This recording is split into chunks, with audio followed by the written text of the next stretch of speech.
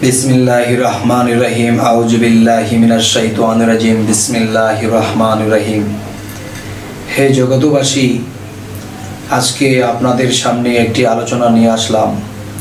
আরেকটি বিষয় হলো, আজকের আলোচনাটি হবে যে এই বাংলাদেশে আমার জন্মস্থান, আমি শামীম আলী চিশতি।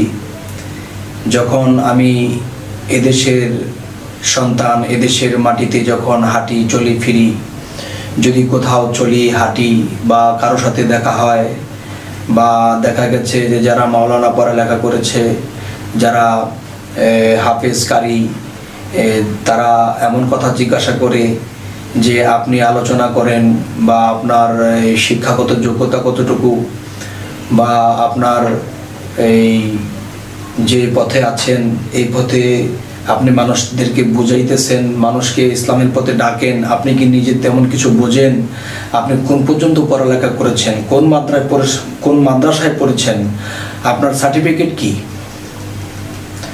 তখন এমন কথা যখন বলতে শুরু করলো, তখন আমি বলবো যে তাদেরকে জবাব দিতে আমার বেশি কথা দরকার হয়নি। আমি মাত্র 3টি কথা বলেছি।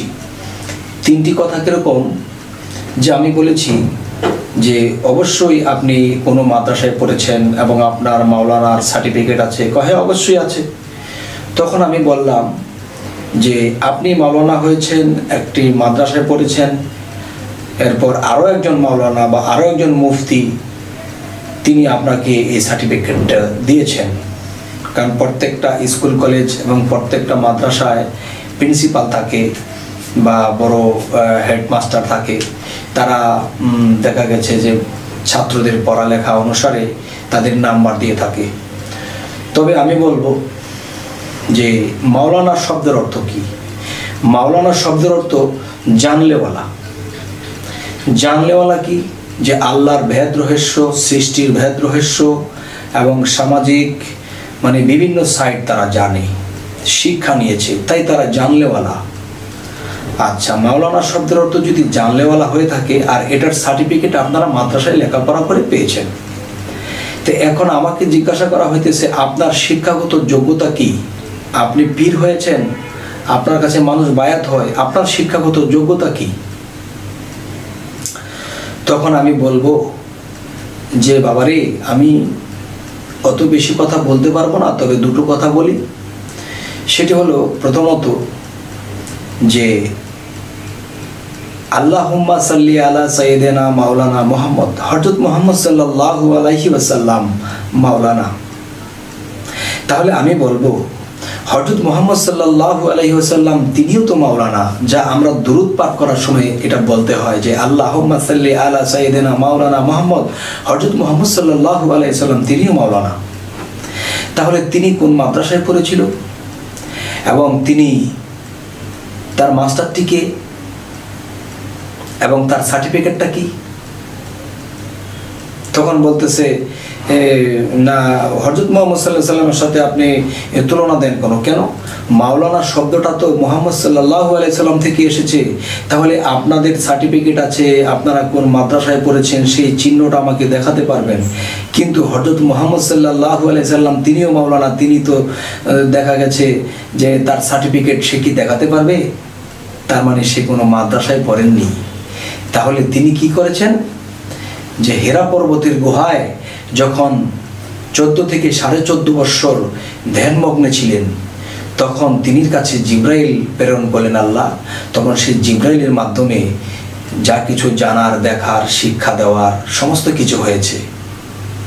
তাহলে আপনি যখন আমাকে বললেন আমার শিক্ষাগত যোগ্যতা কত, যে আমি যদি বাহ্যিকভাবেও যাই যে কাজী নজরুল ইসলাম তিনি 8 পাস, তিনির কবিতাগুলো এখন চলছে ইউনিভার্সিটিতে, তাদেরও মাথা ধরে না যে এত কঠিন কথা। তাহলে 8 পাস ব্যক্তির ভিতর থেকে বের হয়ে আসছে যে ইউনিভার্সিটির লোকেও, এই ছাত্ররাও এই কথাগুলো বুঝতে হিমশিম খায়। তাহলে তিনি তো 8 পাস ছিলেন। তবে বাহ্যিক শিক্ষা এবং আধ্যাত্মিক শিক্ষা অনেক ডিফারেন্স। তাই আমি বলবো হযরত মুহাম্মদ সাল্লাল্লাহু আলাইহি ওয়াসাল্লাম রুহানি জগতের বা আধ্যাত্মিক জগতের শিক্ষায় শিক্ষিত হয়ে তিনি মাওলানা হয়েছেন, আর তার সার্টিফিকেট আল্লাহ স্বয়ং দিয়েছেন। তাহলে আপনি যখন মাদ্রাসায় পড়েছেন, লেখাপড়া করেছেন, আর আমাকে বলতেছেন আমার শিক্ষাগত যোগ্যতা কতটুকু, আমি কিভাবে পিরালি করি, মানুষ আমার কাছে মুরিদ হয়, তাহলে আমি বলবো যে হযরত মুহাম্মদ সাল্লাল্লাহু আলাইহি সাল্লাম বাহ্যিক তিনি কোনো সার্টিফিকেট দিতে পারবেন না। তার সার্টিফিকেট আল্লাহ দিয়েছে। আল্লাহকে কি সবাই দেখে? আল্লাহকে সবাই দেখে না। তাই হযরত মুহাম্মদ সাল্লাল্লাহু আলাইহি সাল্লামের সার্টিফিকেট সবাই দেখে না। আর যারা রূহ দেখে, আর যারা আত্মাকে দেখে, আর যারা আল্লাহকে দেখার তৌফিক হয়েছে, তারা একমাত্র সেই রুহানি জগতের মাওলানার সার্টিফিকেট দেখতে পায়। তাই আমি বলবো যে আল্লাহর কাছে, রাসূলের কাছে লাখো কোটি শুকরিয়া জানাই যে আমি তার দয়াতে এই পর্যন্ত আল্লাহ এনেছে। আমি অত বলতে পারবো না যে আমি মাওলানা হয়ে গেছি।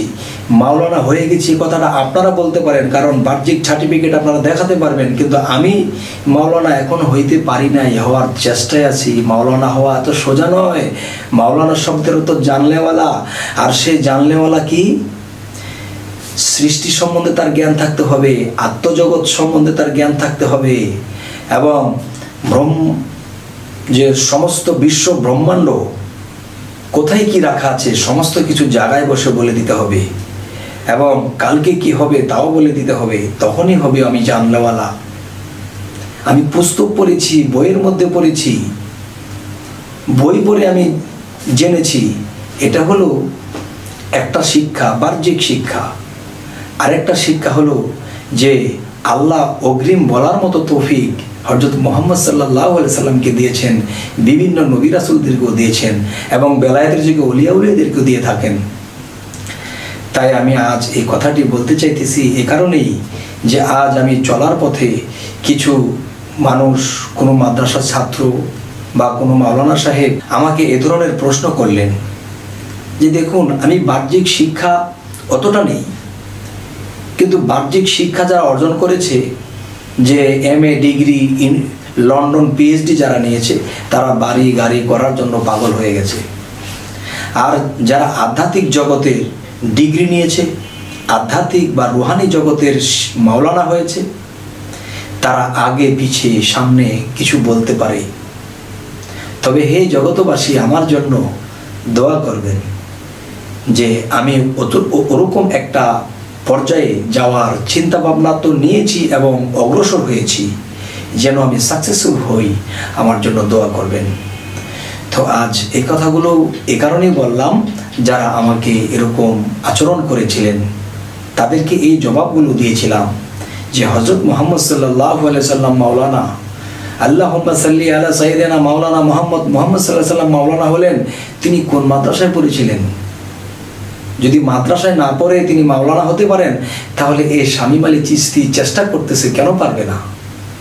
তাহলে একটা হয়েছে বাহ্যিক জগতের মাওলানা সাহেব, আরেকটি হলো রুহানি জগৎ কিংবা আত্মজগতের মাওলানা সাহেব। তো আজ এই কথাগুলো বলেই রাখছি। সকলেই ভালো থাকবেন। আল্লাহ হাফিজ।